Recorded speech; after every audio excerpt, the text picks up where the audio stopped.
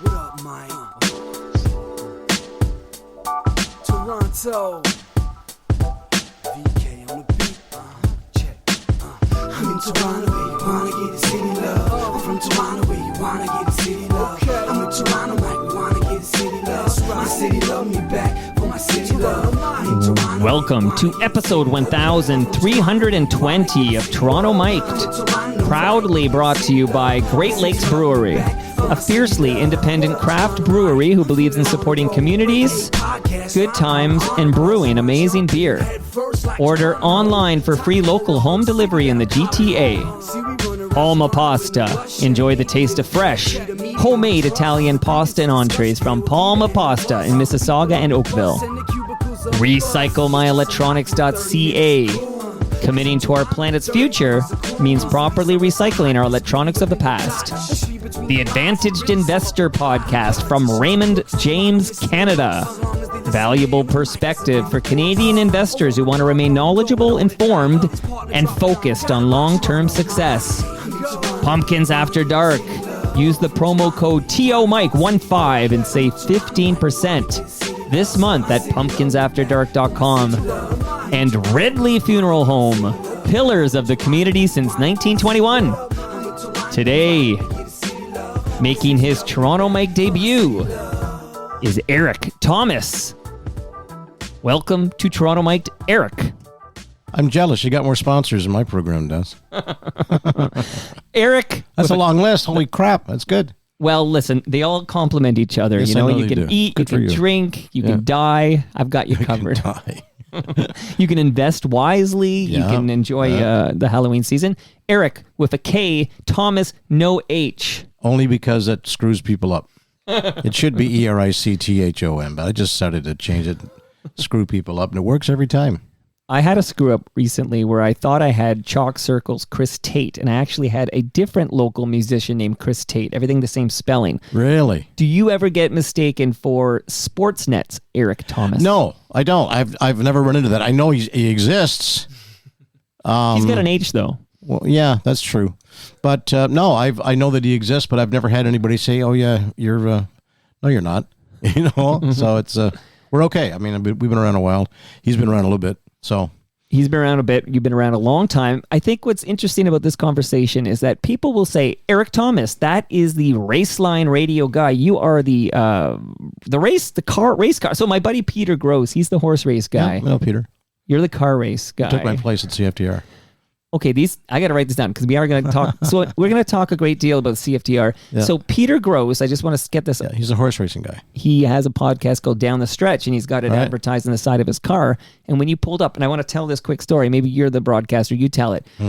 You arrive, I see I can't mistake this car. It's got Raceline Subaru. Radio. It's my sponsor. And Okay, you got a car. Listen to you. You got a car no, sponsor. Subaru and General Tire, but better. And Subaru, lucky enough, and get a plug-in for them. They've been with me all 31 years of the existence of Raceline Radio. Years. So they give me a car every summer to take to events and get visible. It's a rolling billboard, and there's value in that. So I take it to various racing events that I cover in and around Ontario, the Indy here, and various things. And I pull up into your driveway, and I'm on my way up to the front door. And believe it or not, sounds like Mutual of Omaha's Wild Kingdom. Remember that? Of course I do. Here's a rabid raccoon. There was a 3-legged raccoon walking around beside your garbage cans. Near the door, I got to go in. Yes, okay. So that's your side. Now I see your car in the driveway, and I say, Erik Tomas from Raceline Radio is here. Yeah. I'm going to let him in the side door. So I open up the side door because you're going to come in the side door, and I see this mangled 3-legged raccoon. Yeah. Now, there's no foam, but I don't trust any raccoon. They're not supposed to be out during the day. And they're supposed to be afraid of us. Exactly. He wasn't. No, I think he wanted us to feed him a sandwich. He wanted or something. a beer. He wanted a Great Lakes beer. I would have given him a Great Lakes beer. He probably would have liked it. So I'm throwing, not hitting him, but I'm throwing these. I have these crab apples that are falling, and I'm throwing them to try to get him away from the side door so you and I can get in the damn studio. Yeah, but he thinks it's food. Yeah. So I will tell you, this is episode, 1320. Yep. First, I've never in my life seen that 3-legged mangled raccoon, but never have we had any kind of animal prevent us from recording. This is a first. That's right. You know what? We were able to get him away from the door so we could get through. He ran in. Maybe he came out to look at the car with all the graphics on it, right? I don't know. I think maybe he heard there was Palma pasta here. So I'm gonna do a. I know you think this show is just plugs, but I'm going to talk to you about everything. We have a mutual acquaintance. You're the right Erik Tomas. I wanted the Erik Tomas who was at CFTR, and we're going to talk about that because everyone who listens to this program knows my morning alarm would wake me up to 680 all hits CFTR, and I would listen to Tom Rivers. And yep, we're going to go back and talk Tom. I got some clips, but because we're recording this on Wednesday, September 6th, tomorrow is my event at Great Lakes Brewery. I was just there to check it out. You, of course, goes without saying that the great Raceline Radio's Erik Tomas is invited, but everyone listening, come to Great Lakes Brewery, 30 Queen Elizabeth Boulevard, tomorrow, Thursday, September 7th, 2023, from 6 to 9 p.m. Peter Gross will be there. Lorne Honickman will be there. Steve Pagan will be there. Carrie Oliver, Fergie Oliver's daughter, is going to be there. I just got word Dana Levinson says she's going to be there. Like, there's going to be wonderful people, but all listenership, we gather. Great Lakes will buy you your first beer, so you get your first beer on the house. Palma Pasta will feed everybody. By the way, before I go any further, I have a lasagna in my freezer for you, Erik Tomas. Excellent. Love that lasagna. You're going to enjoy that. Well, I didn't expect to get prizes when I came here. That's pretty good. Well, you can share it with that three-legged raccoon. He'd like that lasagna. Probably eat it frozen, too. So if there's no foam, that doesn't mean anything. If Not you see foam, that means rabid. But you yeah. don't mess with these animals. The hydrophobia part doesn't always kick in. Right. Okay, because anyway, now I'm thinking the kids are going to come home, and I got to make sure it's a safe space. You've never seen them before, though? I've never seen the three-legged raccoon in my life. Okay. Nor have I seen a raccoon at this time of day. That's the thing. By the side door. No. Wow. First time for everything, boy. Have you ever seen a three-legged raccoon before? No, I never have. I've seen a three-legged bear. Have you? Yeah, three-legged wolf. Where was this three-legged it's up bear? north. Okay. Up north. Somebody Like got what, caught in a trap. Huntsville, Near garbage dumps. Anywhere there's garbage dumps up north, right? You're going to find black bear there. And it was a wolf, just a fleeting one, but he went around the corner and you could clearly see he had 3 legs. We're talking about amputated animals. This is amazing. Well, my buddy Shem, I want to shout him out. His dog got amputated, so it's a 3-legged dog, and I see it all the time. So shout out to Shem. And they carry on. They hop along, They adapt. Yeah. And you've adapted. Okay, so let's go back. Let's shout out. How far back? Well, we're going to go pretty far back here. FOTM Mike Hannafin. Is it true that FOTM Chris Mayberry and FOTM Mike Hannafin recently had lunch with you? Yes. They good people, Chris Mayberry and Mike Hannafin? Fantastic. Some of the best human beings ever. I knew Mike because we were all part of the, covering sports.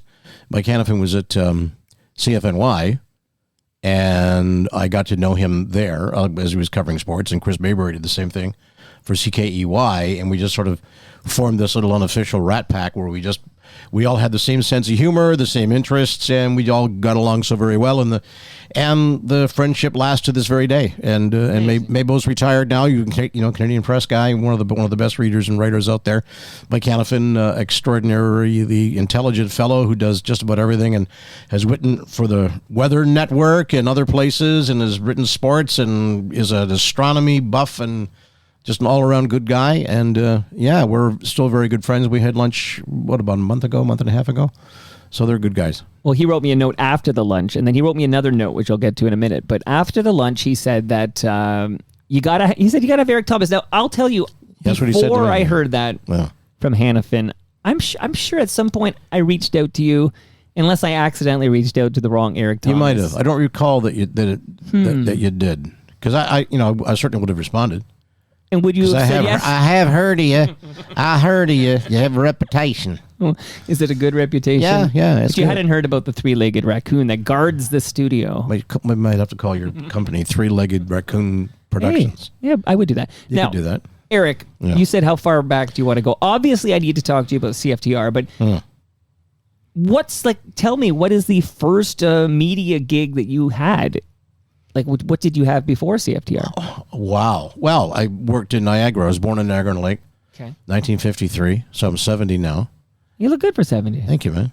You held on to your hair. Yeah, surprisingly. That's everything. Don't talk about it. It might jinx it. The forehead is slightly larger than before. Well, so is But mine. I yeah, think. well, you got, wow, you have a lawnmower to get through that. What are you doing? No, when I was a kid in Niagara Lake, I'll tell you what it was. I mean, you go way back, and not to bore you with a lot of. I kind of like these details. Well, I saw one of those black and white TV as a kid watching the news, and I was fascinated by the news. And it was one of those political conventions, Democratic National Convention. Anyway, Walter Cronkite was anchoring the whole thing. And they had guys down on the floor with these headphones with big antennas, and they were doing remote interviews. And there was a guy there, and I loved his name. His name was Richard C. Hotelet. It was CBS News, and he was doing remote interviews. And I said, you know what? That looks like kind of a neat gig. I could do that. Of course, where I was, everybody worked at McKinnon's, which was General Motors. And I thought, I don't want to work on a line. I want to do something a bit different. So that sort of got me into that tributary. So then when I was in high school, I did, the announcements, went to Lakeport High School in St. Catharines, did various things on the PA and broadcasting kind of in the bent. And then I went to Niagara College, graduated out of high school late 60s, early 70s. Niagara College, 3-year radio, television, arts program. Did the first year, took the second year off, toured with a rock band. Which rock band? Ruckus. Of Port Colborne-based band. Had a single on RCA many, many years ago. Makes a dandy doorstop. And did that for a year, then came back and did the third year. And 2 months into it, I got a job in radio at CHSC 1220, which is coming back, as oddly enough, and did news there for about a year and a half. Went to CKTB, was there for 5 years. Then I worked for the O'Brien brothers at CJRN 710 in Niagara Falls. Then I went up to work in Calgary from 80 to 84 for CFCN and CHQR radio. Came back, did mornings at CJRM when I was doing CJRM the first term. I also did some hockey, play-by-play hockey. I worked with and was coached by the great and now just recently late Rick Jenneret. Wow. Worked with him. La Fontaine. La Fontaine. Yeah. Mayday. I love that call. Good guy. Taught me a lot. Learned under Rick, one of the best ever. And then when I went out to Calgary, did a little bit of hockey there with Peter Marr. Was Peter Marr's backup at CHQR? Yeah, sure. with But when you say hockey, Calgary can you just you're talking NHL hockey? NHL, junior hockey at this point. Okay. And minor hockey at this point. But it gets a little bit better here. All right, no, I'm so now I come back to CJRN, and then I get a call from my dear friend Evelyn Macco, who works at Wacko Macco. No, she's cool, and she's one of my dear friends, smartest lady in the business, first female news anchor in Toronto radio history. Called me and said, John Hinnon needs a reporter / sports guy. Called me up there. John Hinnon hired me, and I worked at CFTR 680. Started as a news reporter. And a sports reporter. And then I got, you got to know CFTR. Is that a bottle cap? I know. Sorry to interrupt because this is digging this. Now you're at CFTR. This is a gift I received from the aforementioned Evelyn Macco when she visited. Excellent. By the way, for those who can't see it, is a 680 CFTR. I think it's like a towel or something. I'm afraid to open it. Yeah, it's like a hand towel. Yeah. Anyway, while I was there, I got an opportunity to do play-by-play hockey for the Toronto Maple Leafs midweek on CHCH and Global Television for a season and a half. Harry Neal. Of course. How's he doing? Do you know? I have no idea. Harry Neal and Scotty Bowman were my color guys. That's unbelievable. And I did that for a year and a half. And then I was in line to do the Leafs radio gig with Joe Bowen. And I got told this. I don't have it official. I got told it was a coin flip between me and him. And Joe got it. And Joe's a good guy. And he's absolutely legendary guy. Anyway, around about after that went away, I was at TR for a little while longer. Then I went up and worked for the Slates at Mix 99.9, and which CKFM to start with. Sure. So were you there when because I'm told that humble Howard Glassman was the first person to say Mix 99.9 on the air. I worked with Howard in a couple of places. Yeah, Glassman's a good guy. People forget. I produce Humble and Fred show today. I work closely with you do? The Humble one, yeah. I know Fred very well, and of course I know Howard very well too. So I was just texting with Fred. No kidding. Yeah, just like 20 minutes ago. It's amazing they're still together, That's a great story. They're still making money. I know they are. That'll keep anyone together. But anyway, while I was doing that, based on my racing experience, because I started announcing at local tracks down in the Niagara area, Merrittville Speedway, Ransomville Speedway, and a few others. So I always had, since my dad took me to Merrittville when I was 7 years old, I've loved auto racing. So I started to build that, and I got hooked up with a couple of guys. Bruce Mellenbacher, still around, now in the Canadian Motorsport Hall of Fame, along with myself, and another guy, John Massingbird, who's going in too. Formed a company called ProMark Motorsport. We did Raceline Motorsport Television on TSN, covering Canadian racing events that normally don't get televised. We did truck and tractor pulls, mud bog stuff, boat races. We did stock car races, dirt track racing, short track stock car racing. Did the Cast Car Series for years, American Canadian Tour with Tom Curley. And I was doing this while I was doing mornings and doing morning sports at CKFM. Then John Massingbird said, would you like to put together a radio show on racing, and how would it work? Well, there's thousands of them in the continental U.S. There isn't one in Canada. I said, do I want to put one together? Does Pinocchio have a wooden butt? And I did. I put it together, put the demo tape together. Do raccoons have 3 legs? Yes. Scott Goodyear helped us with the demo. I took it up the road to Alan Davis at CJCL 1430, Music of Your Life, who had the Leafs on the air, the Argos on the air, the Jays on the air. And they said, we'll put it on the air because the Indy in Toronto had started in 86. Yes. And the wave was still big, and he said, we're going to cash in on this. He says it's got to be a highly produced radio show, no matter what it is. Gardening, whatever it is, gardening show, racing show, it's got to be a good radio show. So it's always been fast-paced, highly produced, and still is to this day. And then in 1992, we launched Raceline Radio full-time. I got off the air full-time doing a Monday through Friday gig, and I've been doing Raceline for 31 consecutive seasons. You are now up to date. Where's the beer? Wow. Okay, you earned that beer for sure. You kidding me? Great Lakes beer coming your way, Eric.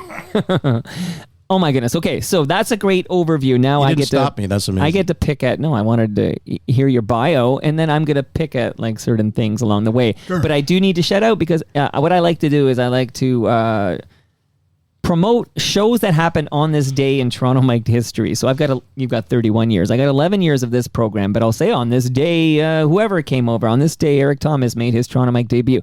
Today, I literally was tweeting that it was on this day last year that Scott Metcalf came over to basically, I know you'll be interested. Someone's going to be interested in this. Good guy.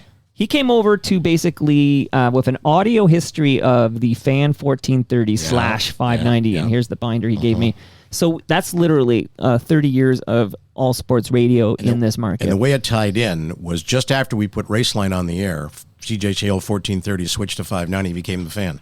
So we're almost about the same age as the Fan. Yeah, you are. Put it this way. Almost exactly. They're almost as old as we are.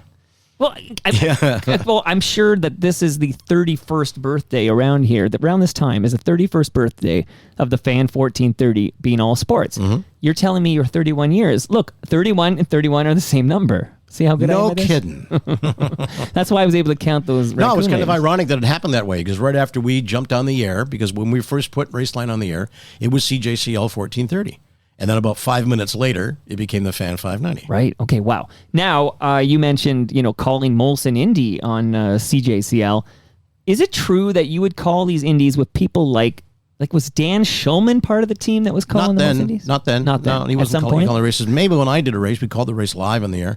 Play-by-play did that. I did the house PA at the track with Jim Paulson from 1986, the first Indy, up until Raceline was born in 92. Gotcha. And then we started our trackside coverage, bringing drivers in for live remotes every day, and doing that. It kind of took a break after when COVID hit, and we'll eventually get back there.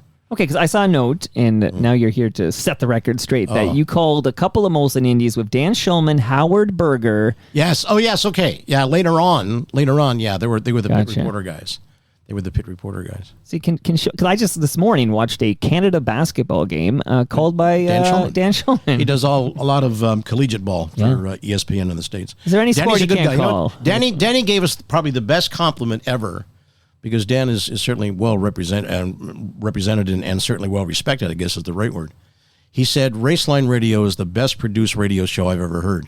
That's a huge compliment. It is. And I get that from some people, and I'm always flattered by it. They say, you know something, Eric, I'm not even a race fan at all, but I like the way your show sounds, and I like to listen to it. And that's cool. And I take that as a great compliment, especially from a guy like Danny. Yeah, oh my gosh, for sure. Fellow FOTM, by the way. You're now an FOTM. That means friend of Toronto Mike. So you, Chris Mayberry, Mike Hannafin, and Dan Schulman, and Howard Berger. All FOTM. Bergie's one of my favorite humans, too. He's a good guy. Bergie. Working hard at Benjamin's. That's but when you die on this show, does his column, does his behind the post? No, between the posts. Between the posts, very opinionated and very accurate and very good. I endorse it highly. Well, we have a lot of time for Berger on this program, but we don't just if you die, everybody, it's Ridley Funeral Home. Okay, that's where you go. Shout out to Howard Berger. He's not at Ridley Funeral Home, but they'll take care of you. Okay. It's like that WKRP episode when they have the jingle for the funeral home. Okay. Yep. So I want to start with some more CFTR questions. In fact, there was a question that came in from, conveniently, the name of this tweeter is TR. I don't know if that stands for CFTR, but TR tweeted. Rogers. Ted Rogers, right. That's right. In fact, just last week, maybe 2 weeks ago, Metcalf came back with Mike Eppel, Richard Southern, and Peter Groves, and we literally walked through the 30-year history of 680 as an all-news station. So we're going to get to that, but first I got to ask you about Shotgun Tom Rivers and Wacko Macko as Evelyn I never Macko. called her that. But that was her name when she was on the radio before CFTR. I think she used to play Painted Ladies from who is it again? Ian Thomas. Ian Thomas. And she was known as Wacko Macko. So that's she was a newscaster at CKTB in St. Catharines with me. And that's where I got to know her. There's no better authoritative news voice in this market than Evelyn Macko. Am I right? That's for sure. And a tremendous writer. And shout out to Dick Smythe, who no longer with us. The legendary Dick Smythe. There's three influences. Maybe there's more than three influences on how the style goes. Because if you listen to Raceline radio, it goes pretty quick, and I do talk pretty fast, which is kind of the trademark. Right. My influences were Paul Harvey, the great American broadcaster. Now you know the rest of the story. Hello, Canadians. This is Paul Harvey. Stand by for news, right? And Walter Winchell. If you go back, as a matter of fact, I was watching one in the car waiting to come in here. The old Untouchables series. He used to write for the New York Evening Post. Good evening, Mr. North and South America, and all the ships and clippers at sea. Let's go to press. Flash, London. Right? Very, very fast, staccato, machine gun style. Love it. And Dick Smythe. So those are three influences. And I got to work with Smythe in the later part of his career after Chum at CFTR because Sandy Sanderson hired him and come in to do news with us. Well, we just had that was amazing. Stephanie Smythe in here. Who Steph's a good girl. Needed to dispel the myth that she is the daughter. Unrelated. No, they're unrelated. Right, that is true. They're both good guys. Well, at least Steph's around. God rest his soul, Dick. Yeah, I never had a chance to get Dick Smythe on Toronto Mic'd. The son of a gun had to pass away on us like that, but our laws. What are you doing there, Dick? Okay, so I told you we're going to get more Tom Rivers because I have some audio. But sorry, I interrupted you there. I know, it's okay. I'm going to pull out my what I need from you about Tom Rivers. But Mike Hanifin wrote, this is what he wrote. As I mentioned to you on episode 1256. I remember the number. Erik Tomas's Christmas show appearance on the Dick Beddoes CFRB talk show merits a mention. E.T. saved Christmas. So there's a lot from Hanifin. Let's stop right there. What is Hanifin talking about? Dick Beddoes, the longtime sports writer and commentator, and for a lot of it was on CHCH in Hamilton. He came, and I never really met him, never really knew him. And one day on the Mix 99.9, I think it was called that then, he came in to do kind of a debate on the air with me about something. And I disagreed with what he said. I was asked to come in here, and he took off after me, and I yelled at him, and we yelled at each other for about 5 minutes. I've never done that before, and I didn't really know him that well, except that what he was saying I thought was complete BS. And I countered it, and I didn't, and he didn't like that. He didn't like being challenged. And then Mike is producing a radio show with Beddoes, and he says, we need a Santa Claus, Erik. And I know you can do a lot of voices and some voices, and you've done this before. Will you come on and be our Santa Claus guest with Dick Beddoes? I went, Dick Beddoes? What? He was ready to tear my head off about a month ago. Right. And now we're going to come in and do, so hello, boys and girls. Hello, Dick. Yes, and do we have a call now from a little girl in Simcoe? She wants a little dolly. And I did this Santa Claus thing for Beddoes, and he wrote me the nicest note, said, thank you so much, your charm in this and that there. And then a short time later, he was gone. He died. And I thought, wow, he's one of the legendary sportscasters and writers around. We were not on good terms. And then suddenly I did this Christmas thing, and we ended on good terms, and then he was gone. And that's how we got Santa on the air. Whether I saved Christmas or not, I don't know. But that's the chapter, and that's the story with bedclothes and with Mike Christmas. And with Santa Claus. So I grew up with Dick Beddoes, and I knew him. You said CHCH, and he wrote the Our Pal Hal, the Harold Ballard book. I remember. In case I remember Dick Bettles, but I remember thinking Dick Bettles seemed to me like a really old guy, okay? Well, he was kind of old. Well, he died at 64. Does that sound old to you? No, it's not.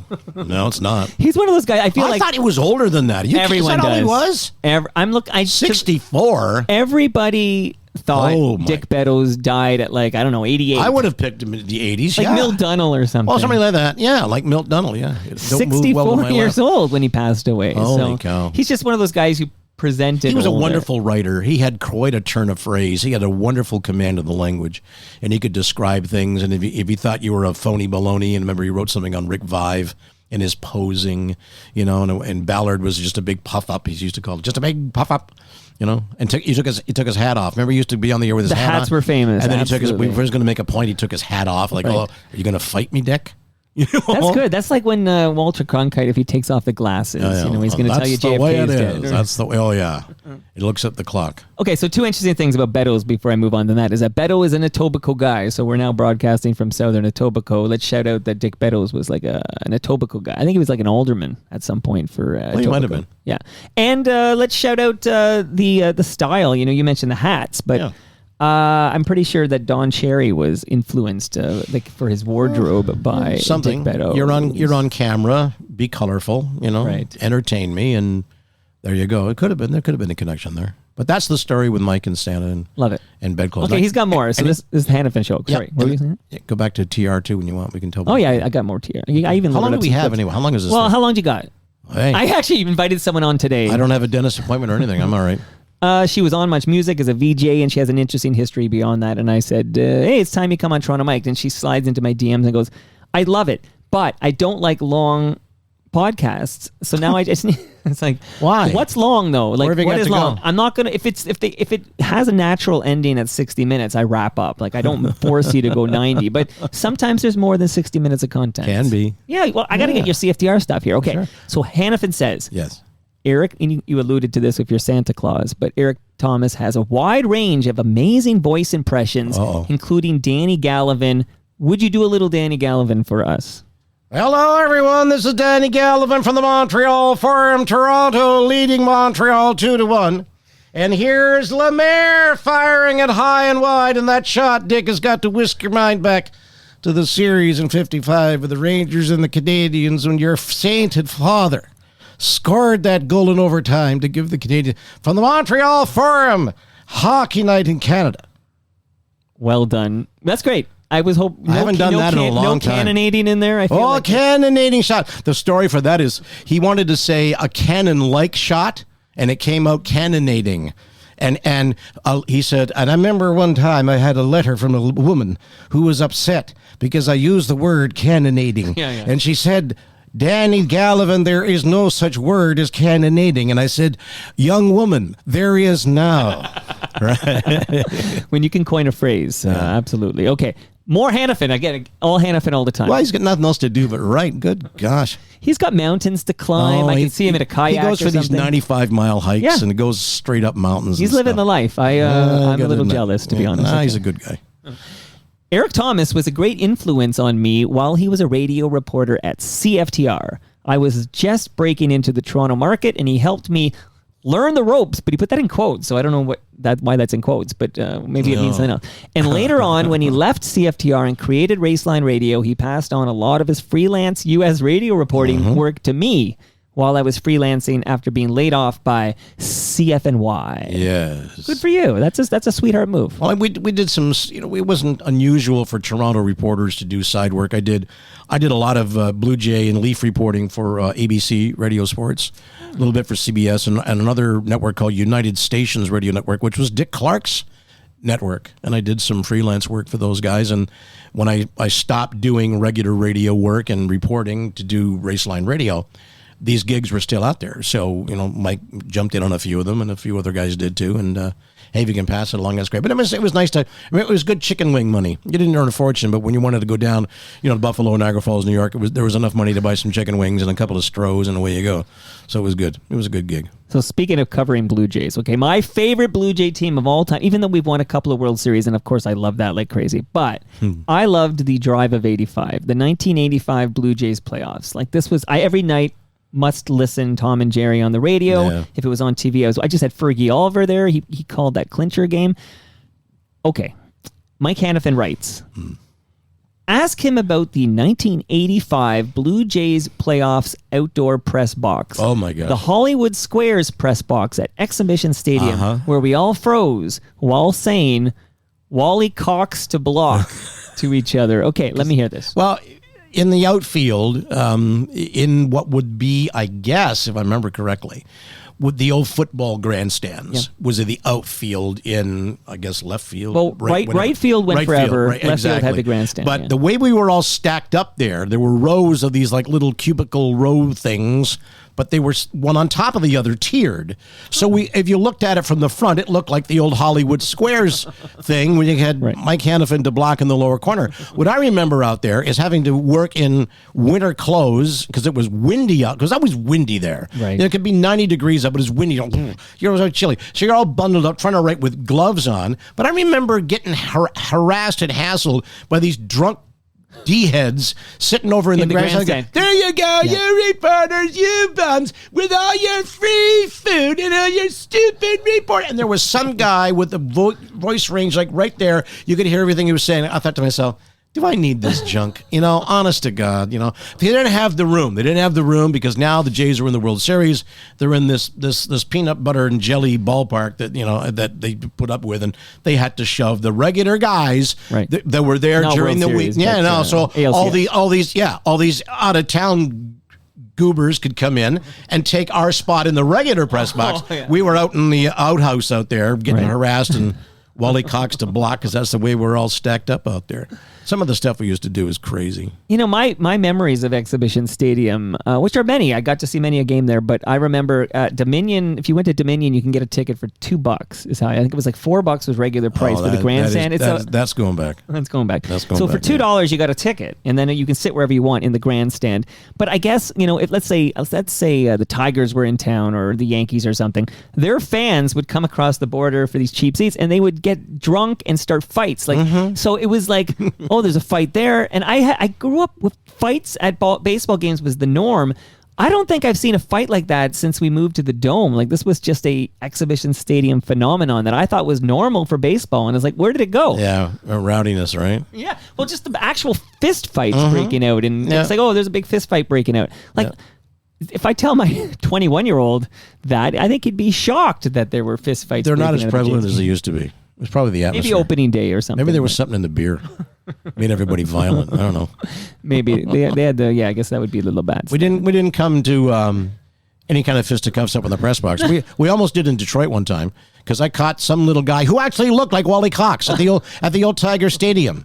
We were in a scrum interviewing a player, and this guy was a writer for a local paper. And for some reason, he didn't like the radio guys, and I caught him unplugging a guy's microphone from he was holding on his machine, had his mic extended, so he's got under his left arm, and this guy walked up and started to unplug the microphone to cut off the interview unbeknownst to the guy, and I'm going, excuse me, what?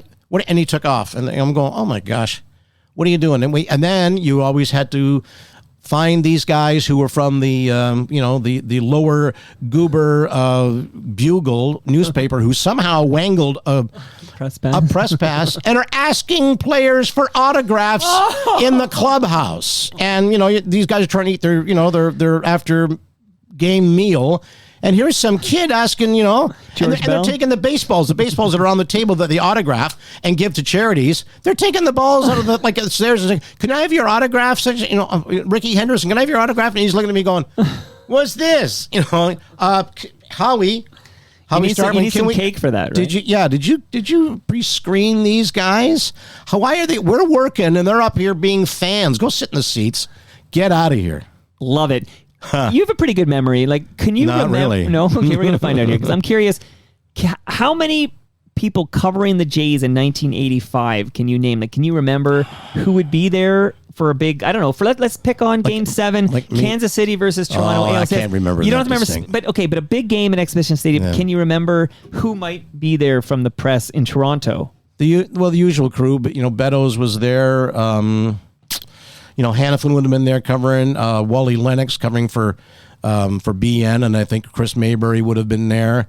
Right. Like who might be there from the Toronto Star? Is that pre-Perkins, I guess? Yeah, pre-Perkins, yeah. Yeah, Milt Dunnell was there, and that's going back. Remember one time Milt Dunnell was right in the front row, and this ball came fouled back and hit the glass right in front of him. God, bang! Didn't break the glass, but it made a hell of a noise. And he never flinched. Not even a flinch. Yeah, and we all said, "You okay, Milt?" And he goes, "Why didn't you catch that?" He says, "You know I don't move well to my left." But, there were some of the writers that was there. Steve Simmons would be writing, and there was another blonde-haired guy. Oh, I can't remember his name. Let's go back a bit. But, what's funny? Because every once in a while, this is the days before when writers used to always just write it down, sometimes in shorthand. Right. And if they wanted to get an exact quote, it wouldn't be unusual for them to come over to us and say, "Did you have your mic going when such and such said this?" "Yeah." "Can you roll that back for me?" "Sure." And you did it happily because that's the way it was back then. When the TV guys showed up with the cameras, they were going into a scrum, sometimes in a very dark locker room. They needed to set the white balance on the cameras, otherwise the picture would be just like white. So we held up the pads or whatever paper we had, and they could focus on that paper and get the white balance on their cameras. So we all worked together. You had to, otherwise it was chaos. You had to work together. Print guys, radio guys, television guys. You had to work together. Well, Eric, this was all the pregame show. Should I start recording now? Yeah, you better. Holy crap! How many beers have you had? One actually, that was not even here. It was I went to Great Lakes for a site visit because tomorrow is TMLX 13. I hope to see you there. Right. Is that a long drive? Was this? I don't need to know your address. I'm about 2 hours away. I'm in Niagara. Are you really? I'm in Niagara, just south of St. Catharines. Oh my goodness! Yeah. I feel guilty now. No. Thank goodness. This is easy to get to compared to some of the stuff you got to do to go downtown. Well, you got any more CFTR? You want to do some CFTR this questions? is it. So you're settled in? I distracted you. I didn't mean to. No, do that. I like that. Okay. So you're settled in. You're comfortable now. You know you're in a safe space. I'm going to play a clip to warm us up. This is, let's listen. Because who knows what I pulled here. 6. The Dinner Theater.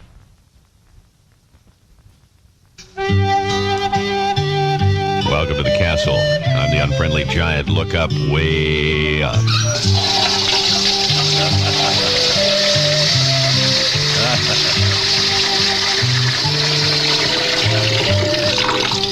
Wondered what to do with that battery acid I had around the castle. Let's go over to the window. Jerome the Giraffe, how you doing? I'm fine. Hey, you ever acted, Jerome? No, I never have. I know, I've heard the other shows. Oh. Well, we'd put on a little play today, show how the people do the dinner theater. Oh, that sounds like fun. Sound like fun? Yeah. Good. Let's squeeze the sock and get Rusty the chicken up here. Hello there. Hi. We'd put on a little play today. Little play? Yeah, dinner theater for the kids. Ooh, highbrow. Yeah, one of the things they always do at dinner theaters, cabaret. Cabaret? That's right. Oh, I wonder what all these sets were for. Yeah, Jerome, why don't you be Joel Grey the Giraffe? Oh, I get to wear the makeup? That's right. Oh, I like that. Chicken, I thought, can you dance? Can I dance? Yeah. Watch this. That's not too bad. Yeah. Not too bad. Yeah. All right, let's have a rehearsal here at the Unfriendly Giant Dinner Theater. You all set? It's music here. Yeah. Okay. Here we go. What good is sitting alone in your room? Chicken. Come to the cabaret. Chicken, your line. What kind of fool am I when you go to the mountain? Hold it. What kind of fool? No. Wait a minute. That's not the. Here's the lyrics here. Look. No? It says, what good is sitting alone in your room when you got a pot of boiling water setting on the stove with carrots and celery and no chicken? No! I said it was a dinner theater. Mr. Thomas, we just heard Shotgun Tom Rivers. Who's the person doing those voices, like Jerome? I don't know. I don't know who's doing that. It's a long time since he's done that voice. That's Rusty the Chicken. And Jerome the Giraffe doing them together. That's sweet. And one thing people don't know is that Tom used to write those freehand and just ad-lib them, and a lot of it was ad-lib, and he would put down lines based on what was in the news. Yeah, he was kind of a talented guy that way. He really was. Ooh! That's hard to do that voice now. Listen, my friend, have you ever earned that Great Lakes and that Palma Pasta? Holy smokes. So I remember I had a blog since 2002, and I would write about Tom Rivers because that was my morning show in the, basically for a lot of the 80s. And I loved The Unfriendly Giant. Like, I loved everything I was hearing from the Rivers Air Force or whatever, the Tom Rivers show. Yeah. And then somebody I think I wrote about it, and somebody said, hey, fun fact. Did I copy and paste the note I got? This is many, many years ago. Okay, this was written on my blog as a comment. Here's an interesting fact you may or may not know. The guy in that clip doing most of the voices for Tom Rivers is Erik Tomas, the host of Raceline Radio on the Fan 590. Guilty as charged. He also did Leaf games on CH and Global in the 80s. A few months back, he was chatting with one of the other fan personalities about his day with Tom Rivers. They even played clips from the Unfriendly Giant show. So I got that note many, many years ago, and that was a mind blow for me that the Raceline Radio Network's Erik Tomas, E.T., the Raceline Radio guy, he was that other voice on the Tom Rivers show. Yeah. Earned a little more money doing it. I just fell into it because I'd done some voices as a hobby for fun, and Tom knew that. And we just did these things. He used to do spoofs on a lot of things. And, of course, it was the spoof on the CBC show, The Friendly Giant. And he said, can you do the voice of a chicken? And it kind of evolved into that. Oh. And then the giraffe, who was kind of dopey, and Jerome did those. Yeah, and Tom used to write them out longhand and just the points, and he used to hit them, and we used to ad-lib. And Evelyn came in and did a few female voices and things, and it was amazing because I went, as a matter of fact, it was Peter Gross, and we sat in with Peter and John Hinnon, this was years ago, and he played one of those bits for Gross. So that was Peter Gross that you were talking about Tom Rivers with. Yeah, and then John Hinnon played what this a small bit. World. It was when the chicken and the giraffe were at the Olympics. And the thing went on for about 5 minutes, and I said to John Hinnon, I said, can you, John, believe how long these bits were? He says, oh, I know. Because Sandy Sanderson, being the good guy he was, gave us as much time as we needed to do all that stuff. Nowadays, these days, that is unheard of. There's no avenue for any of that stuff, and it's a shame because you were entertained by it. I think a few other people were, and we got a lot of miles out of that because those episodes were sold and recorded, and Howard Christensen helped us peddle them, and we made a few shekels long after we were all away from CFTR. And really? Yeah. So, I mean, it's like syndicated programming or something on another station. If it's entertaining and it's animated and it's fun, it sells. Yet that seems to be lost in a lot of respects, and that's unfortunate in broadcasting these days. It's evolved and it's changed. I'm part of it. I got to be careful, because I'm doing pretty good with it. Yeah, you're still. Yeah. We will definitely revisit Raceline Radio. Don't worry, but we'll finish our CFTR section. Yes, please. Of course, because that's a little mind blow there too. Like I used to hear, is it Super Chicken? He's everywhere. Was that a Chicken Man? Chicken Man. That was Los Angeles. I forget. Right. The guy So I knew. Then that. I remember when I learned that was actually like syndicated. Like they just whatever. Chicken Man. Yeah. So you would be like that in some other market. Like they would hear Unfriendly Giant. I mean, there were some radio stations were playing them as bits in the morning. Okay. And here we go, and then kind of like the Champ, maybe. Brother Jake Edwards, who, by the way, he's licensed it from McLean and McLean. So that's a McLean thing. Yeah. But he had great success with the Champ. We had a lot of creative leeway back in those days, and it worked. So did you and Tom Rivers get along? Yes. And I only ask it because Mike Cooper. He was the best man at my wedding. That's getting along, man. Oh, yeah. We got along very, very well. And he had a great affinity for history, especially World War II history. So he would build models and dioramas and stuff, and we'd talk planes. We went out to Canadian Warplane Heritage and Mount Hope and, hung around with all the World War II birds out there and had a lot of fun doing that. So we had a lot of affinity. I was at his house a lot, and his wife Ariel, and had a lot of fun with him. He was a good guy. He was a good family friend and a good guy. And then we kind of lost touch with one another. And then all of a sudden we're doing Raceline with the Chum people for a while. And next thing you know, Tom he once said on the air, he says, I'll go back on the air on Chum when hell freezes over. So he's back on Chum. Not too long before he died after that. Hell has frozen over. 1050 Tom Rivers back.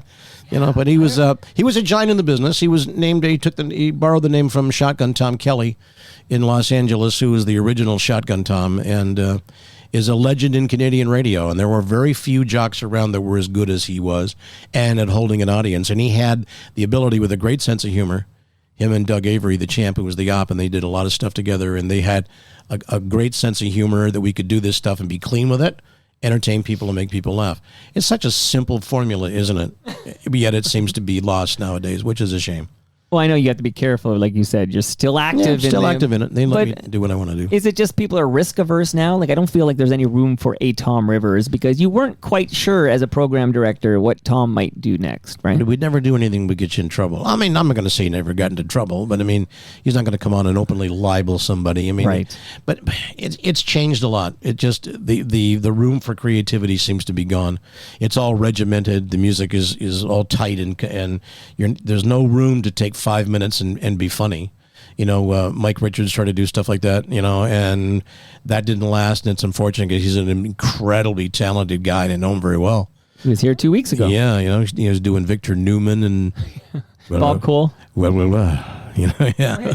No, I didn't mean to interrupt your Newman. I have something to say to you. I'm not going to say it to you right now, all right? You shut the hell up. But I learned all this. We used to do those bits in the hallway for make each other laugh, you know, and it's unfortunate. They seem to want to just sound like everybody else, and hey, except for, you know, I got to be careful because I mean, they let me do my racing show and it's very nichey, but I've got 11 terrestrial stations and we're about to sign back onto the Edmonton market with a digital station, and been doing this now for 31 years, and until they tell me to stop, I'll keep going, I guess. Well, Raceline Radio is a great success story, but we'll get to that in just a moment. Okay, All right, so it sounds like you got along very well with Tom Rivers, of course, best man at your always wedding. did. Yep. I'm trying to think last person you gave me besides Mike Cooper, but Larry, because you knew Mike Cooper from Very well. What can you say about FOTM Mike Cooper? An incredibly funny guy, and one of the great laughs of all time. We had an affinity and affection for the TV program Hogan's Heroes, and we used to do Hogan's Heroes bits in the hallway. Close the gate, the war is back on. You know, and we'd laugh. We just laugh. And he was very complimentary when he did hockey. He said, man, it's so great to work with talented people. And I said, right back at you, Coop. You know, and of course, I used to listen to these guys when they were at Chum, you know, when I was a kid. I got to work with guys. And he was such a nice guy, family guy.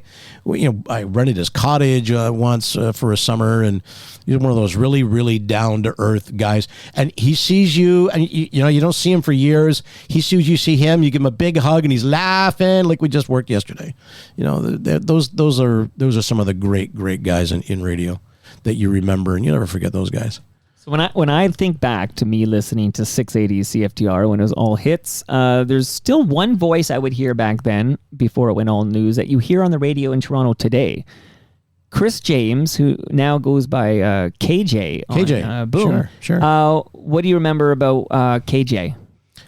Oh, do I tell the story or not? Yeah, well, it's not going to get you sued, is it? Well, you know, no. Well, then you can definitely tell that story. Cage is a good guy. Worked with him, and another funny guy, really, really funny guy. You know that when you voice commercials, a lot of commercials, and there's a lot of production coming into that room and out of the room, every once in a while, somebody will say something on a spot that nobody catches. And you go, what? What was that? So KJ was reading a spot for Cheese Lovers Pizza. It might have been Pizza or Pizza Nova. I can't remember what it was. Anyways, one of these fast, you know, with a lot of music going on. And it's supposed to be Cheese Lovers Pizza. And KJ saw cheese and saw Chinese.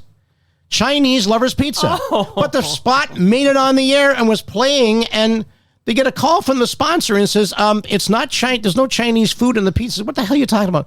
It's Cheese Lovers, not Chinese. So anyway, it was KJ was going to have to revoice this commercial. So Bill Hayes, another great guy we worked also with. an FOTM. Love that guy. Yeah. You know, and yeah. Anyway, he says, hang on, I'm going to call him, and I'm going to tell him that Sandy, the PD, Sandy Sanderson, is totally pissed off and is going to fire him for such a terrible, terrible error. You said Chinese Lovers Pizza instead of Cheese Lovers Pizza. And he calls, says, you said, Cage? Yeah, it's Bill. What's the matter? What's the matter? I got bad news for you. What? He says, they're ready to fire you. What? Why? What did I do? What did I do? He says, you said Chinese Lovers Pizza instead of Cheese Lovers Pizza. I did what? I said, but nobody caught it. I said, I never heard that. I said, we played it back. The production guy played it back. Everything was good. The sponsor thought it was all right. Then all of a sudden we realized instead of saying cheese, you're saying Chinese. Oh my God, they're ready to fire you, Cage. I don't think I'd come in today. No, and Bill really had him going. And then he realized it was a gag, came in, easily changed it. But it's one of those funny little stories you hear in the business. And you asked me for a Chris James story. There's one. Well, now I want to know why you hesitated to tell that story. That's a great story. Well, it's a you good won't story. be embarrassed. No, not at all. But it's one of those great ones. I love that one. Speaking of people you'll hear in Toronto today on terrestrial radio, Bill Hayes' son kicking ass on. Where's he? So he's part of Afternoon Drive on 1050 TSN Radio. Yeah. Brian sure. Hayes. Right. You know what? You never connected those dots. Never connected it. Wow. Wait till I tell you who Brian's uncle is. Yeah, okay. Yeah, that one, okay.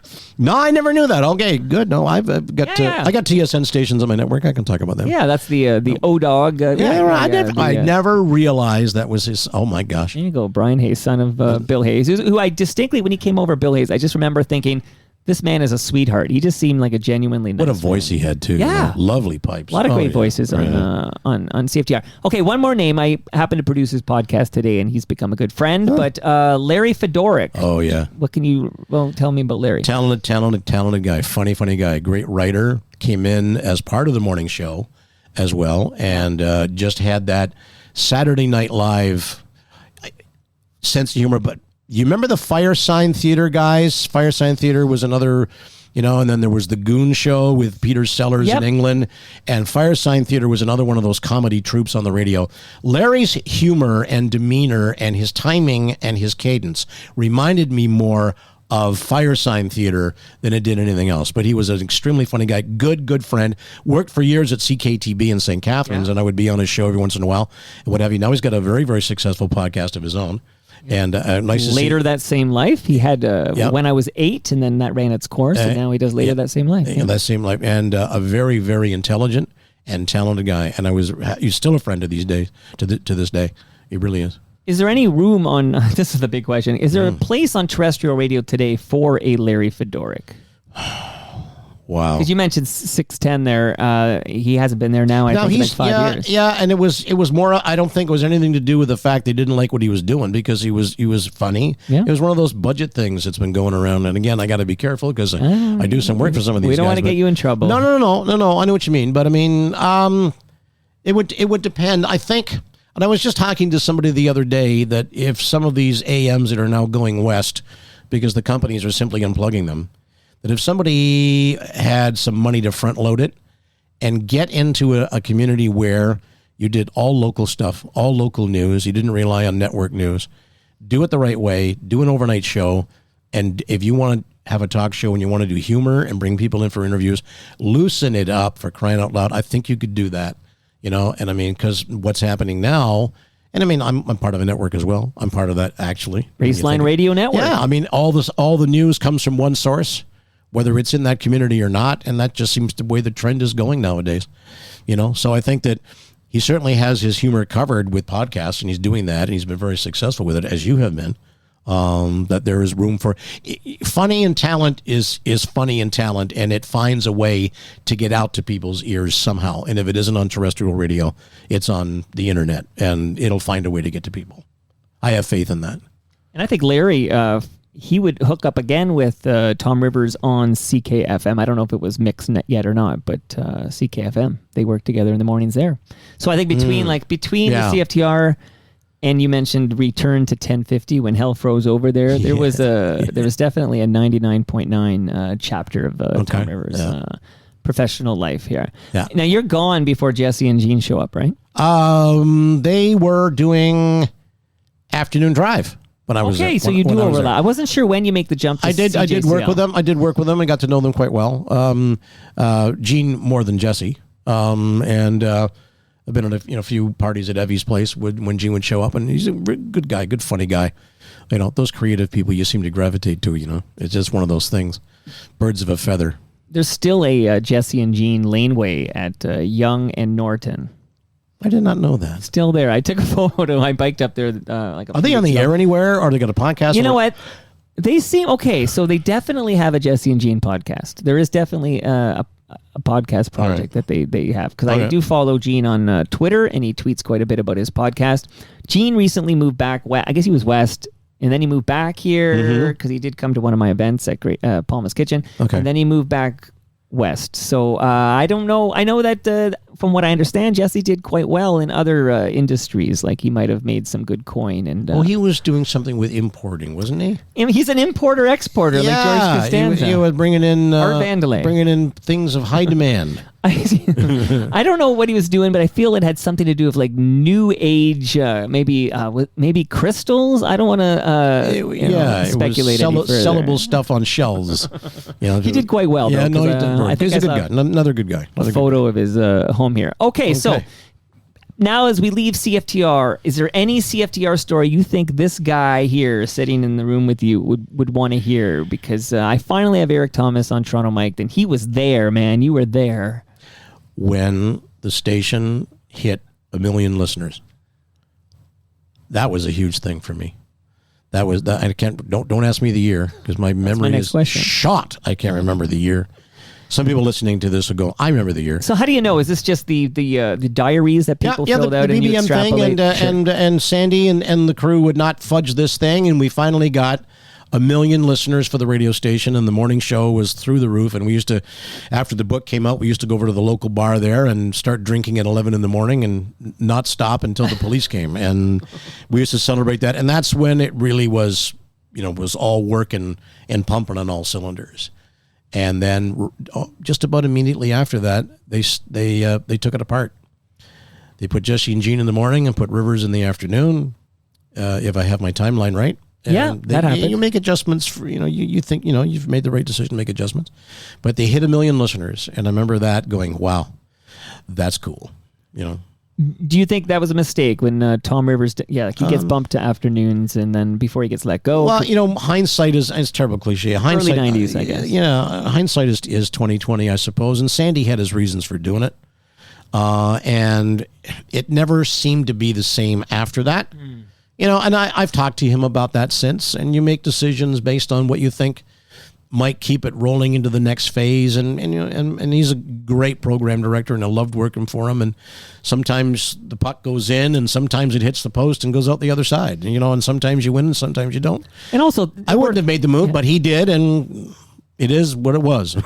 So as I remember back in the early 90s, Jesse and Gene are the morning show on Q107. Yeah. And I guess they're having some success there, and they get poached. And that happens all the time. And I always wonder, at least. Yeah, it did happen a lot back then, but now no one can afford to poach, because you got to pay them more, right? Yeah, it's unfortunate, and a lot of it has to do with advertising revenue, and it's a question of budgets and what have you. And sometimes the best people on your station get turfed out, which unfortunately will often make the station even more unlistenable, and the ratings go down, and it's sort of the path of no return kind of thing. So what did happen? What just happened was the Rogers poached a Bell Media radio personality, FOTM Meredith Shaw, to put her on television. She's the new host with Sid Sixero on Breakfast Television. So that happens, but that's not radio for radio. And then, Pooja and Gurdeep famously were poached from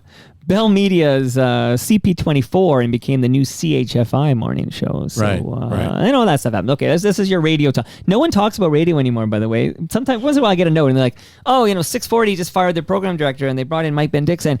I'm telling you because no one seems to care about radio stuff. And then for whatever reason, I still care. It's still there. It's got, it's still there, and it's still viable. It's going through, how do I say this? An erosion that unfortunately is taking some very talented people off the air, which is unfortunate. But, the good ones survive and find ways of carrying on the talent. And as I said earlier on, if it's good radio and it's good comedy, whatever it is, if it's entertaining, it finds its way to people's ears somehow. I mean, going on doing stuff like you're doing here with this podcast and doing stuff. I just said we're going on Edmonton Sports Talk, and after they unplugged the TSN radio station there, 1260. So now a lot of the guys that were there are now doing this thing that is all online. And this is our first affiliate in a major market where there's no transmitter, there's no broadcast. That's the future, it's man. a webcast, and that's what they're telling me is the future. I've been at the radio game now 50 years in total. And this is definitely the trend that it's following, whether it's good or whether it's bad. I'm kind of thinking, I'm 70 now. I could be like Paul Harvey, who I talked about earlier. I could probably be on the mic until I'm 80, until my voice starts to quiver and gets thin, as sometimes it does when you get old, through various reasons. I'll just carry on doing it. I mean, I'm very old school, and maybe it's good that I'm near the end of my broadcasting career as opposed to starting it, because, man, I don't know where the hell you point your... If you're starting out coming from college, you got to do a podcast or whatever. It's not just get on a radio station. You got to get on online, you know. I don't even know how they take money at those schools anymore. It's like this is a. I know people who run those courses, so I mean, it's a whole lot of different, man. It's It's a lot different in terms of goals. Because I mean, as I said, I did my radio thing at Niagara College. Right. 2 months into the course, third year, I got a job in radio. Right. And that was what they're supposed to do, is get you a job in the business, right? Right. Yeah. Hearing you in the headphones here, without a doubt, what you create is compelling content, right? You are the definitive, Canadian. I guess you don't care much about borders. I don't know. I'm just pointing out you're Canadian because, hey, I'm Canadian too. But Raceline Radio Network, you're creating compelling content. The distribution method is really irrelevant, like whether it's a terrestrial radio where I have to tune it in to a certain frequency at a certain time, or whether it's an on-demand platform. I'm only going to mention, because I'm a digital-first guy, never worked in terrestrial radio, but our mutual friend, FOTM Mike Richards, literally left a terrestrial radio station in Mississauga for a new venture, which is 100% digital. Yeah. He's recovering from, he had some surgery and he's had some health issues. So is Howard and Humble and Fred, right? Humble and Fred are 100% Same digital thing. only. Yeah, They literally walked away from any radio and didn't cost them a dime to, as we called it, fire radio. And they're 100% digital. This is the future. It's just the distribution methodology is rapidly changing. You go to it when you want content. to. Yeah, and it's podcasted, right? So all of our affiliates, even the terrestrial ones, all podcast my show as well. So you can tune in. If you don't get it, say Sunday night, 8 o'clock, wherever it is, you can go to that station and go to Audio Vault or wherever they podcast them, and they can tune into it that way. I know everyone I know who loves motor racing. Is that proper? Auto racing, racing, motorsport, auto racing. Don't say car racing. It sounds like a noob. No, you're right. I don't want to sound like that. Okay, a noob. Okay. Shout out to James Edgar. Hopefully you're at TMLX tomorrow. But these gearheads, and they love their auto racing. They're really into it. Like, I've noticed it's sort of like a Lord of the Rings fan or something. It's like you don't just casually like Lord of the Rings. It's like you're in. It's like an obsession, is it? Yeah. So you're basically it can be. Often. So you're basically feeding an insatiable appetite, I would think, amongst geared. But okay, we're going to close with Raceline Radio Talk because I realize now I pulled another clip and I'm not sure what it is. Do you want to find out with me in real time what I pulled? Live dangerously. Let's do it. Roll it. Lights, camera, action. With a chicken. From CFTR, Toronto's main control room. It's the Rivers Air Force High. This is Tom Rivers, 5 minutes after the hour. And, well, it's halfway through the week, but we're going to make it a Friday show today because I'm taking a couple of days off. So this is kind of welcome to Friday at CFTR. Night One Heights will hit. On with the show. This is it, Friday style, champ. CFTR. So I just sit here and make stupid faces like they do on the bench during the This is NFL the video game. they had with the audio from it. That we can arrange. 12 minutes after the hour, 5:12 in the morning, yeah? Does that mean that I get to dump Gatorade on you later? That's champ. No, we get to dump Gatorade on Taylor later. Ooh, good plan. Yeah. It's 13 minutes after the hour, 5:13 CFNTR. Nobody holds a sale like Corby's. I'm sorry, I missed that, champ. I'll just do the powerful CFTR. Talking between records. Okay, here we go.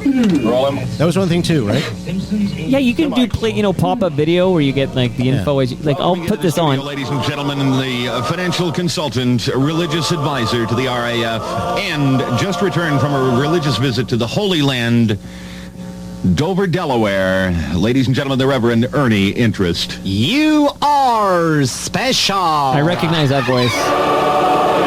Taking off an Right earnest on angel. key as usual, those things. Thank you. Oh, you're welcome. Boy, you have a polite bunch of singers, Ernie, I'll tell you that. They together, too. Well, it's nice of you to bring your Evangelist. brood here into the studio. I see yesterday that Jimmy Swaggart, who has been in religious doo-doo for a couple of days here, Yes. has been said that he can't preach anymore. and that he must take up counseling. What is your views on that, Reverend? Thomas, the Assemblies of God Church have done the right thing. If he is going to be in the company of such loose women, Yes. women not of the faith, then he deserves everything he gets. Well, I agree. If you associate with those women, then you're going to have Daddy, to... come on, That's hurry heavy. up, the meat is That's running. Evelyn. Is that Evelyn Macco. Yeah. one of the church elders you have here, Ernie? One of the elders, one of the best collection women that we have. Patience, my child, patience, I'm clutching my rosary. Hey, pal, that's gonna cost you extra. CFTR. Rivers would write those out longhand on the fly between records. you, Eddie. There's So Eddie. this is not on the air, this part. No, Obviously. they're This is talking in off between track. records. Right. Something else, right? we The way they used to do the major market stations, every jock, even the all-night guy, had a separate operator. The jock never operated himself. You always had a separate guy to do the board and pop the spots and everything, right? You know, Stu Jeffrey is his own op. Yeah. He has to do it all himself. Exactly. And that's the way the small markets did it. But TR was the first place I worked at. We had a separate op who worked the board, and the announcer just did the stuff. To think about his next break, didn't have to worry about loading carts and making sure this was ready to go and that was going to fire and, you know, the next tune is loaded up. You concentrate on the creative part of it. Interesting. Even like, you know, as we play this in the background, Yeah. like CFTR at some point in the early 90s made a decision that the future of AM radio is not top 40 music. We got to get out of this. Like there was a race. Who's going to go all news first, 680 or 640? And when the rest is history. That's why Scott Metcalf was here a couple of weeks ago. And to it's talk worked out very, very well Yeah. for them. It has. It evolves. See, that's the thing, Mike, is that it evolves. And sometimes you like how it evolves, and sometimes you don't. And sometimes it leaves talented people on a path they don't want to be on. But it's changed, and who knows? It may circle back to the way it used to be. But you listen to the old way they used to do rock radio, and, well, here we go. Another unfair Now, giant. okay, so another. Here, I'll bring it. Giant will not be seen this morning in order to bring you continuing Chicken Network news coverage of the 15th Winter Olympics live from Calgary. this is the Olympic one. Olympic one. The Wow. Olympic Day Dies Roman numerals. sank the Bismarck. Sink the Bismarck. And now, live from Calgary, Here we are. at the anchor desk with CNN News, Rusty Chicken. Okay, Rusty, this is Unfriendly in the truck. You got me? Hello? Hello, Rusty. Put that thing in your ear. Yeah? Hello? Yeah, you got it in your ear? We on? Yeah, we're on. Oh, good. Okay, all set. The graphics up now. It's looking real good. Okay. You all set? I think so. 3, 2, 1. Or am I on? You gotta wait for me to say cue the chicken. Cue the chicken. Cue the chicken. Okay. Good morning, CNN Chicken Network News. Continuing coverage of the Olympics. Well, you know, we had a lot of events canceled because of the lousy weather. And now we have to go make them all up again. Well, the schedules are nuts. So let's go and get some of this stuff caught up. Let's swing over to Jerome the Giraffe at the 120-man Hamster Luge. Hamster Okay, luge. get ready. Camera 4 out there. Okay, the Hear the wind? giraffe's up Hear and the wind sound frozen. Literally, cue the giraffe. How good morning. It was freezing up here. We're over here at the 120-man Hamster Luge. And you know what it looks like? 120 pairs of earmuffs in this bobsled. It's really small. And you know how they get a quick start? Do you know that, friend? Well, they just start, they train running in those little wheels in their cages. Jerome, Yeah. stop sounding like Johnny Esau. Get to the event, would you? Just making it up Johnny as I Esau. go along, giving you what I think is important. I mean, Eric, amazing. Sounds like Johnny Esau. Bring this. Go ahead. Do the chip, the hamster. Now, they're all set. Okay, we're all set now for the very exciting start of the 120-man Hamster Luge. Here comes the start. 3, 2, 1, go! Oh, they're good. Oh, it's over already. That's it? That's it? That didn't last long at all. It was over in $7 million to cover this event, and that's it? 2.1 seconds. That's a new Hamster Luge record. Throw it Oh. back to the chicken. Okay, let's go back to Rusty Seesaw Chicken. Is he done already?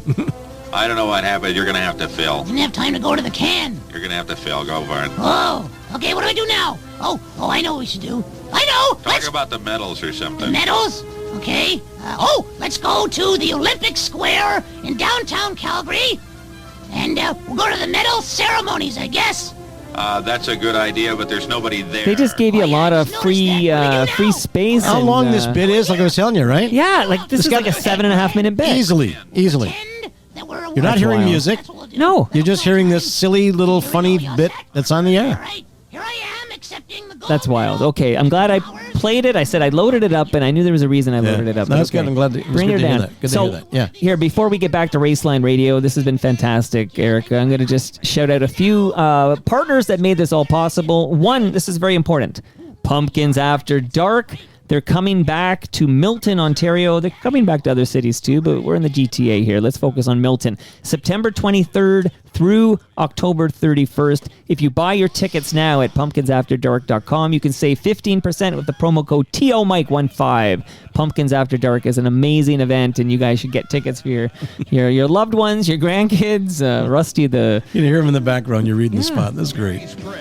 Keeping in our religious vein, at 7:56, the Reverend Ernest Interest setting in the Rivers Air Force this morning, our religious He's based on consultant and Ernest financial Angeli. advisor as well. Reverend, maybe with the Swaggart situation, you could probably enlighten the audience by helping us out, a little insight into the religious television biz. Is there any rules to live by? Thomas, Mr. Swaggart was trapped by the number one rule of evangelists. You never, ever lie. Never You lie. never, ever lie. May lightning strike me dead if I have ever lied. Could we get a broom in here for the Reverend, please? And then you roll the music. Amazing. And then he talked up to the music, introduced the song, and hit the post every time. That's the way it used to be done, man. This is the way it used That's to be how done. you rolled, man. That's how we did it. Wow. Love That's how we getting got a the million inside listeners. story. That's right. 1 million listeners. Yep. Okay, I'm almost there. Learn how to plan, invest, and live smarter with the Raymond James The Advantaged Investor podcast. Whether you already work with a trusted financial advisor or currently manage your own investment plans, The Advantaged Investor provides the engaging wealth management information you value as you pursue your most important goals. So shout out to the Advantaged Investor podcast. Welcome back. And last but not least, if you, Erik Tomas, have any old electronics or devices, or maybe an old 8-track player in your garage, don't throw that in the garbage, because those chemicals end up in our landfill.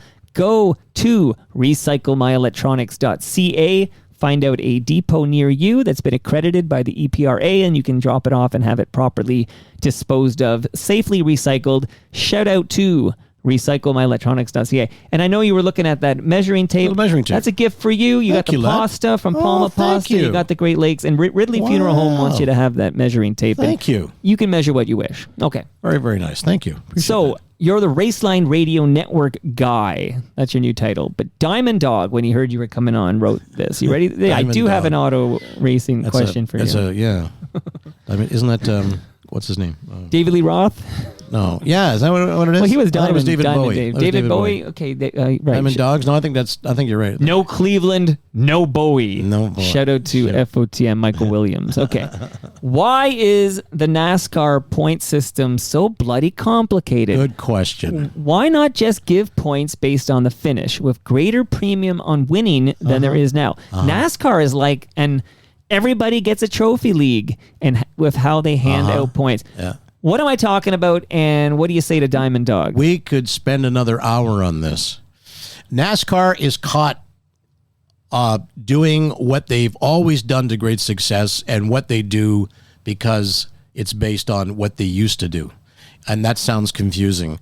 But they're a sanction that has done well because they hang on to certain traditions. But they also fail to realize that they need to get with the times. And one of those things is, and I'm going to get to his question in a sec, is that you don't need 4.5 hours to do a stock car race. You can, if F1 can do it in 1 hour and 45 minutes, if IndyCar can do it in less than 2 hours, there's no excuse for NASCAR needing 4.5 hours to do a race. Get with it, folks. It's short attention span theater. You're not the only game in town. Shorten your damn races. You can make the point in half the time.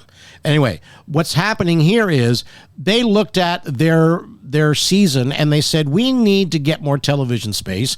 We need to make this thing more exciting instead of just playing it to the end with a certain number of races, and the guy with the highest number of points at the end of the year wins the championship. So they decided to put in this ridiculous playoff system, which we've been using now, where the points are all different and they're stage racing now, when all they needed to do, and to his point, and he almost answered his own question, they were guilty of killing a housefly with a nuclear warhead. All they needed to do, and he's right, almost right, all they needed to do to jazz it up was to award more points for a win. Right. That put the emphasis on winning. But then it's like everybody gets a trophy. It was back to the days in the 50s when Big Bill France formed the National Association for Stock Car Automobile Racing, which spells out NASCAR. It's not a type of race car some people get confused on. Right. There's no such thing as like scuba. Yeah, or Skidoo or Kleenex, right? NASCAR are the initials of the sanctioning body. Right. The vehicle is a stock car. And that's all they needed to do is award more points. They gave everybody points because they wanted to bring everybody from the U.S. and Canada under one umbrella. So if you traveled a long way away, you got some money even if you finished dead last. And they've never given up that tradition. And that's the reason why they're in this pickle of their own where it's just so over-convoluted, needlessly over-convoluted to make it more complicated than it needs to be. And all they had to do at the beginning of this was award more points to a win, put more emphasis on winning, and that would have made it more exciting. But they decided to have a postseason. So when they go on television, they can be up against the World Series and the start of NFL. Mm-hmm. So these are eggheads sitting around in a boardroom with shirts and ties on that wouldn't know how to drive a stock car if it landed on their butt. And they came up with this ridiculous math for calculating the championship. And he's hit a nerve, and you can hear me going on about this, but it's dumb. Where are the other nerves? I want to hit some more. You know, that's just one of I the... like it when you have a nerve But hit. you know what, though? It's not perfect, but that, it's still wildly popular, and give him credit for still being wildly popular. It's not as popular as it used to be, but... too much screwing around with it can sometimes make a very leaky hull, and that's what they're guilty of. Speaking of that, I will tell you, as a guy who was quite into, I will say I was quite into IndyCar racing for a period of time. You should come back because it's great. I should come back because what got me was the split when CART and Indy. Oh yeah, that was a big wound that still isn't totally healed. Well, I was watching like every week. I met with Paul Tracy, all these. Came down to one guy's ego. Tony George in the Indianapolis Motor Speedway. Okay, that's what caused it. All right. He wanted to run it, and they said, no, you're not. And he said, okay, well, I own the biggest race at the biggest plant there is. Indy 500. At the Indianapolis Motor Speedway, the most famous race course in the world, biggest sports arena in the world. And I'm going to take my bat and my ball like a 5-year-old and go home. And that's what caused the split. And that's how, before that, IndyCar was number one and NASCAR was decidedly number two. Yeah. And when that happened, it flipped over. Yeah. And NASCAR went to the top. And IndyCar suffered, and they're still feeling the effects of that to this day, Mike. They really are. It affected me. Sure did, and it affected a lot of people. You're not alone. Yeah. Believe me, it did. And they're coming back because the competition is great. It's really, really good, and there's still Canadians in it. We still have the Indy, and the vibe there this past July was very, very good. So the vibe is coming back. Give him another chance. You mentioned Scott Goodyear earlier when you talked about the first episode of... Paul Tracy just had him on the show recently, too. Amazing. Okay, I got to get my ass back there. Okay. Raceline Radio, this is a little trivia for you, and then I want to find out where can I hear, how can I tune into Race? There must be some F1 guy listening now who's like, I got to tap into this Raceline Radio network. Well, we have a Facebook page. We don't have a web page. Okay, but so on Facebook, just look Raceline Radio Network? Raceline Network, and there is always a list of every posting is a list of stations on there, and we're on the air in Vancouver, going back in Edmonton, in Calgary. We're on the air in Hamilton on CHML, here in Toronto on Sportsnet 590 The Fan. Normally Monday nights at 10, and a replay Saturday mornings at 7 o'clock. And we're also on the air in Montreal, and we're on the air in Halifax. These are all the big cities, man. Yeah, all the major markets and a few little ones in between. And we're trying to get some back. We lost a few in the last night of the long knives. We lost a few affiliates there. We'll get them back. We will. You'll get them back. Oh yeah. The future's digital anyway. Yeah, and that's the gig, and that's been keeping the lights on, the girls fed for the last 31 years. And it sounds like from this conversation, it doesn't sound like you're even thinking about retirement. I mean, you're a healthy, strong sounding 70 years young. Like you're not even planning retirement, are you? Not really. I mean, I think about it from time to time, and I should have retired 5 years ago. If I was working at GM, I would have been retired with a huge pension and a nice big swimming pool and a cottage and all that stuff. But no, instead of But you wouldn't have got on Toronto Mike around if with you this worked this radio thing and doing the racing thing, which has been a labor of love. It sure beats working for a living, and it has its moments. It has its frustrating moments, but generally it's a hobby and labor of love kind of thing, Beautiful. Amazing that you did that for 31 years now. Now, I'm lucky, thanks to Subaru and General Tire. Oh, yeah. Well, I got my listen, sponsors on. If I ever buy another car, I'm pledging to you it's going to be a Subaru. Thank you, buddy. Okay. And the tires are going to be General Tire. You're right on. Just for you, man. Okay. Thank you, buddy. When you started Raceline Radio in mid-May 1992, Right. we know Scott Goodyear was on that program. But can you name, and my research tells me this is the answer, and you'll tell me I'm wrong. Who was your very first guest overall? Who was the first guest, the first episode of Raceline Radio? A guy by the name of Ken Squire. You got it. I'm trying to trick you. You were there. How could I trick the man Ken himself? Squire ran a little radio station in Stowe, Vermont, and worked part-time doing NASCAR stuff, and then got hooked in with CBS television, because up to that point in the early, I think it was the 80s, 70s. Oh, the year escapes me and I'm embarrassed. But you could only get racing on television as little blurbs on ABC Wide World of Sports. And you wouldn't be able to watch the whole Indy 500 or the whole Daytona 500. And Ken was able to persuade CBS to carry the Daytona 500 live, flag to flag, the entirety of the race. And that was the one where they had the big fight at the end when Bobby and Davey Allison are fighting with Cale Yarborough. There was a blizzard that weekend, and everybody was home, and there was nothing else to watch on TV, and they're watching these NASCAR guys slugging the crap out of each other after a big crash. And it's not always like that, but that got everybody talking, and that's when it moved into the modern era. And Ken was responsible for the way we watch auto racing on television now. And that's just about all of it. And Ken came on the show, and he was very complimentary. He said, I think your show is right on the nickel. And we kind of knew it was, because here's a little thing that I always remember about that very first show of our very first season. We used to belong to Eastern Motorsport Press Association. These are motorsports journalists and organizations. And you enter things, the National Motorsport Press Association, the Eastern Motorsport Press Association. We entered the first season, and it was that show with Ken Squire on it. We entered it into their contest. You used to submit articles and stories and videos and radio show clips. And our show that year, the first year, beat out the live radio call of that year's Indianapolis 500. Wow. So we knew that, as Ken said, as the very first guest that we had, that our formulae was right on the nickel, and we're still flipping that nickel in the air 31 years later. So when you leave 680 basically for CJCL, that's the order of things. Well, to Mix 99.9 in the middle. Right, Mix 9. Okay, so when you leave 680 for Mix 99.9, Yeah. Peter Gross is the hire for Peter Gross your spot eventually in the payroll? came in and replaced me doing morning sports. And he did it for a long time. Yeah, well, did a until great, like 2019 Did a great job. He used to rollerblade into the station. Yeah. Good guy. And so that's the situation. Well, he was here, right and I can tell you, great at what he did, but once in a while they would throw to him in the morning and he'd be sound asleep. That happened. I remember being in there one time. What was I doing in there? It was the morning we came in, and John Hinnon played him the bits. And near the end of his shift, you look over and he's... That's amazing, though. That's easy enough to do. Boy, there are a couple of mornings. Easy to do, I've but done enough morning radio to know. To stay awake, right? I know enough radio to know that all of a sudden, hey, what happened to the last 2 hours? I don't remember it.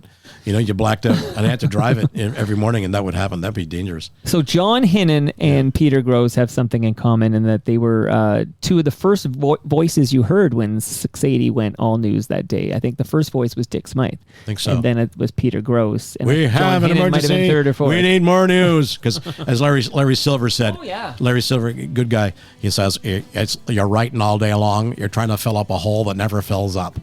Right. That's before they got the format down.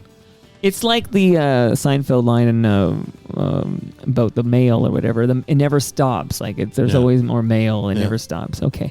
Listen to me. Erik Tomas, your debut, you knocked it out of the park. Thank you, pal. This is fun. Yeah, I love hearing these stories. You gotta get on mics. You gotta get on Toronto mic. And is there somebody you'd recommend? Because you're on because Hannafin. I wanted you on anyway, but Hannafin's like, get Erik Tomas on the show, and I'm like, yes, please. You want to shout somebody out, maybe tag somebody in who hasn't been on? Everybody that's listening to the radio show has kept us on the air for 31 years, and our sponsors, Subaru Canada and General Tire Canada, and all those stations and those program directors out there who I may have fired BBs at your head over the last hour and a half here, but for getting it and understanding the importance of it and why the show is still on your air, and a lot of the affiliates we have been there since day one, and they're still there, and thank you very much for that, and for the sport being as cool as it is, and for the personalities being so easy to talk to and being so entertaining, and the racers are some of the best athletes you can interview in sports, period, and I've done them all, believe me. So who's the greatest Canadian driver of all time? Wow, Paul Tracy be up there. Paul Tracy would be up there. The Thrill from West Hill? The Thrill from West Hill, yeah, and that probably would be. Greatest interview on the show? John Force, the drag racer. Oh. You ask him one question, he's gone for 20 minutes. and he says, did I answer your question? I forgot your question. He just goes off on a tangent. But we're lucky because our Canadian guys are some of the best in the world, and they still are, and that's one of the things that we have ridden nicely like a big surfer for 31 years. Are you at all nervous about the fact we have to exit through this side door and there's a ragged, three-legged raccoon ready to pounce? You better make a lot of noise, maybe scare him away. I have an idea. I'm gonna bring that hockey stick with me. Well, a garden hose would probably I won't hurt this poor raccoon. But I feel bad for him in some ways. I feel bad too. He's not supposed to be out in the daytime. No, we gotta look out for ourselves. Go away. Okay, so last reminder, if you're listening to this the first day it drops, which is some of you, just last reminder that TMLX 13 is at Great Lakes Brewery tomorrow. That's September 7th, 6 to 9 p.m. Drop by, get a selfie with Steve Paikin, get some free Palma Pasta lasagna, get a free Great Lakes beer, hang out with me. Just do it. And that brings us to the end of our 1,320th show. You can follow me on Twitter. I'm at Toronto Mike. All right, here's a tough question for you, Erik Tomas. How could I know you have a Facebook page for the Raceline Radio Network, but is there a way to follow you on social media? Yeah, I'm on Facebook, Instagram, and Twitter as well. Erik at RacelineRadio.ca. Raceline Radio Network. Our friends at Great Lakes Brewery are at Great Lakes Beer. Palma Pasta is at Palma Pasta. Getting hip to the hip is over. I gotta update this extra. Getting hip to the hip. I was there though Friday. It was a fantastic event. Fire the writer. It was September 1st and this is September 6th. But Recycle My Electronics are at EPRA_Canada. Pumpkins After Dark are at Pumpkins Dark. And Ridley Funeral Home are at Ridley FH. See you all tomorrow when 1236's. Is there a 1236? We'll find out. 1236's own Mark Weisblot visits just before we head to Great Lakes for TMLX 13. See you all then.